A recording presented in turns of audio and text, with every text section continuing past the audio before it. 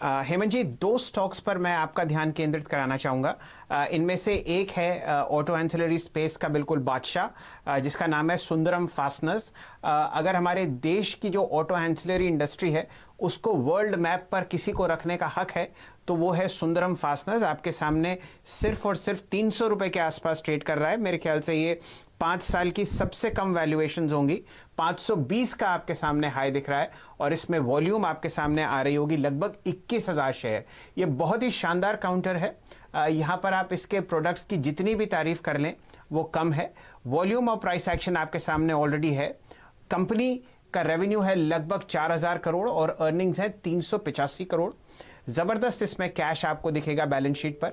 और यहाँ पर जो 52 हफ्ते की रेंज है वो है लगभग 250 से 560 तक, और ये अब आपको लगभग 308 रुपये के आसपास चलता हुआ दिख रहा है। यहाँ पर किसी भी तरीके की आपको क्वालिटी पे इशू नहीं होगा।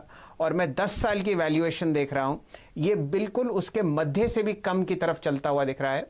बहुत ही शांत तरीके से ये आपको स्टॉक चलता हुआ दिखेगा। सबसे पहले पालविया साहब से राय लेंगे कि किस हिसाब से इसमें रिस्क रिवॉर्ड पोजिशन है। आपके सामने 311 रुपये पर सुंदरम फास्टनर्स। पालविया जी। शैल जी, काफी अच्छा पैटर्न है स्टॉक में, एक अच्छा ब्रेकआउट आज के सेशन में देखने को मुझे लग रहा है। इमीडिएट टारगेट इसका 340 आना चाहिए और जिस तरीके से स्टॉक में मोमेंटम बन रहा है मुझे लग रहा है बिल्कुल ही अचीवेबल टारगेट है। आज और कल के सेशन को मिला के मुझे फेवरेबल है। अगर इसका मंथली सेटअप भी देखें तो इसने मंथली चार्ट पे अगर हम देखें तो मार्च और अप्रैल में इसने एक बेस बना लिया है जो कि 245 के आसपास, इसको हम डबल बॉटम बोल सकते हैं। तो 340 के टारगेट के लिए बाय करेंगे। करंट लेवल से इसमें 300 रुपए का स्टॉप लॉस रखें और 340 इसके लिए काफी इंपॉर्टेंट लेवल रहेगा इस मोमेंटम का। अगर ये 340 के ब्रेकआउट को निकाल पाता है तो फिर ये स्टॉक का एक बॉटम कंफर्मेशन होगा। स्टॉक एक बड़ी तेजी के लिए तैयार होगा। हो सकता है कि फिर आगे आने वाले टाइम में हमें इसमें 380 400 तक के टारगेट भी अनफोल्ड होते हुए दिखे। तो अभी ट्रेडिंग टारगेट 340 का होगा। बिल्कुल, बहुत ही शानदार आपने टारगेट दिया है। 339 पर इसका आज का सर्किट है और जिस हिसाब से यहाँ पर आपको ब्रेकआउट आता हुआ दिख रहा है डॉक्टर साहब, एक तो वो मोहर बनाइए। 317 318 का प्राइस आपके सामने ही है और इस प्राइस को इसने अपनी 50 ईएमए को तोड़ते हुए दिखा है। वॉल्यूम आपके सामने लगभग 90,000 शेयर है जो कि 20 दिन का एवरेज बिल्कुल आता हुआ आपको दिखेगा। इसी तरीके का चार्ट सेटअप सुंदरम फास्टनर्स को आप बिल्कुल आराम से दिन भर देखें। यहाँ की तेज़ी जो है वो आपको बहुत अच्छी तरीके से बढ़ती हुई दिखेगी। साथ ही साथ कोचीन शिपयार्ड पर भी ध्यान दीजिए।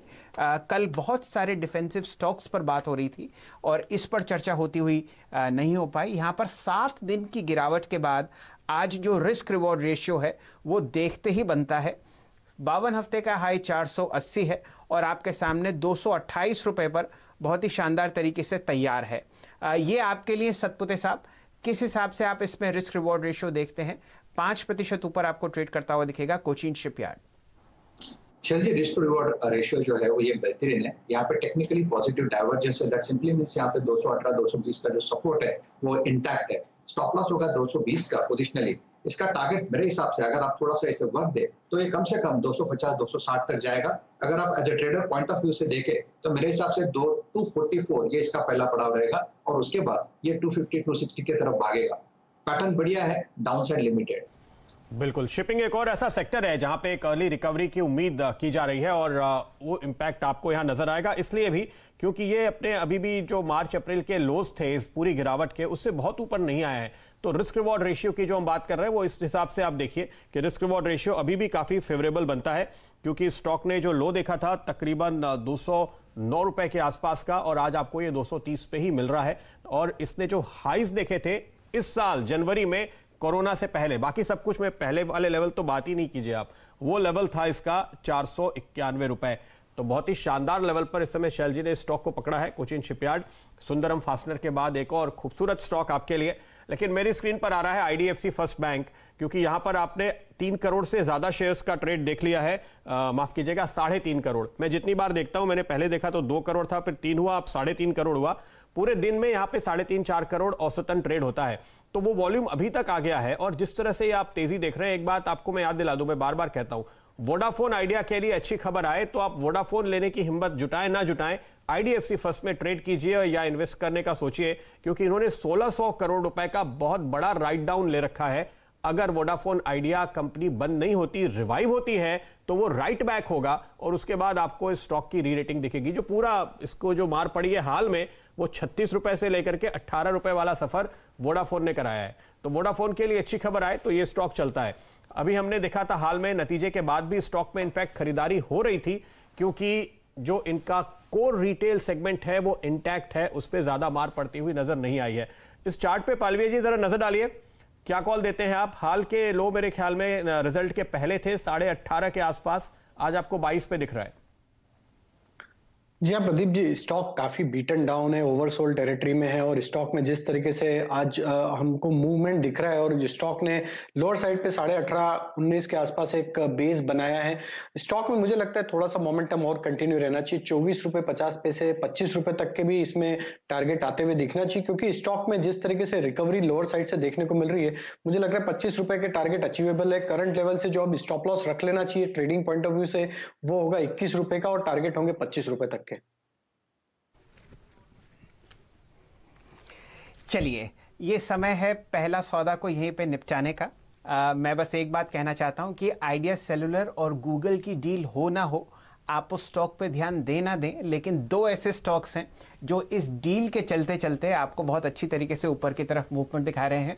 ग्रासिम जो लगातार तीसरे दिन ऊपर दिखेगा आपको 2 महीने की हाई पे, और अब आईडीएफसी फर्स्ट जिन्होंने बहुत ज़बरदस्त एक राइट डाउन ले रखा है, और अगर ये ट्रांजैक्शन होता है तो वहाँ पर आपको बहुत अच्छा मूवमेंट आता हुआ दिखेगा।